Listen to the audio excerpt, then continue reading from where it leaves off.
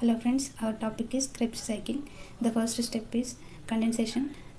In condensation reaction, the condensation of the oxaloacetate with 2 carbon compound acetyl coenzyme takes place. Both are condensed to form citrate, which is a 6 carbon compound. The structures are given here. Citrate is also called tricarboxylic acid because here 1, 2, 3 carboxylate groups are present in its structure, so it is called tricarboxylic acid cycle or citric acid cycle, also called as Krebs cycle because it is discovered by Sir Hans Krebs, so it is named as Krebs cycle. It is a tricarboxylic acid, so it is called TCA cycle. Next, second step is dehydration. In dehydration step, citrate is converted into cis-aconitate, which is also 6 carbon compound. With the release of the water, this dehydration step will take place. Here this is also tricarboxylic acid, but the first stable product which is formed in the cycle is citrate, so it is named as TCA cycle. Next reaction is hydration. In hydration reaction, hydration means adding of the water molecules to the substrate. This is given here.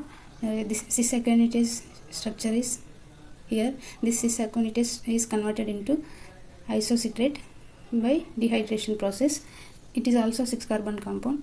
That isocitrate again converted into alpha ketoglutarate, which is a 5 carbon compound. Here one carbon dioxide molecule goes out of the cycle, so it is called as decarboxylation, and simultaneously oxidation is also takes place with the help of NADH, so it is called oxidative decarboxylation. Finally we get alpha ketoglutarate. Structures are important here. Next, alpha ketoglutarate is converted into succinyl coenzyme A.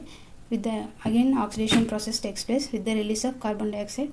This is also oxidative decarboxylation. Next, this succinyl coenzyme A is again converted into succinate, which is also 4 carbon compound with the utilization of ATP in case of plants, GTP in case of animals. This is a substrate level of phosphorylation. Only one substrate level of phosphorylation is present in Krebs cycle. This 4 carbon compound succinate is again converted into fumarate, which is also 4 carbon compound by going dehydration process. Here dehydration, dehydrogenation both are different. Dehydrogenation means hydrogen is removed. Dehydration means water molecules are removed. Here FADH2 is oxidized. So finally we get fumarate. Next, fumarate is again converted into malate by hydration. Hydration means addition of water. Hydrogenation means addition of hydrogen molecules. This is a malate. It is a structure of malate.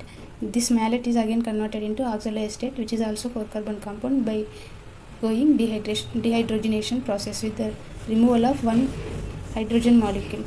Here NADH is oxidized. This is also oxidative process. Here totally 1, 2, 3, 4 oxidation processes are taking place.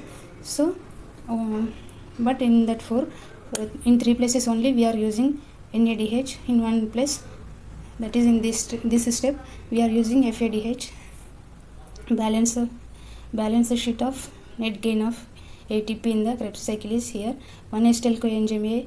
If we use one molecule of acetyl coenzyme A, one cycle takes place.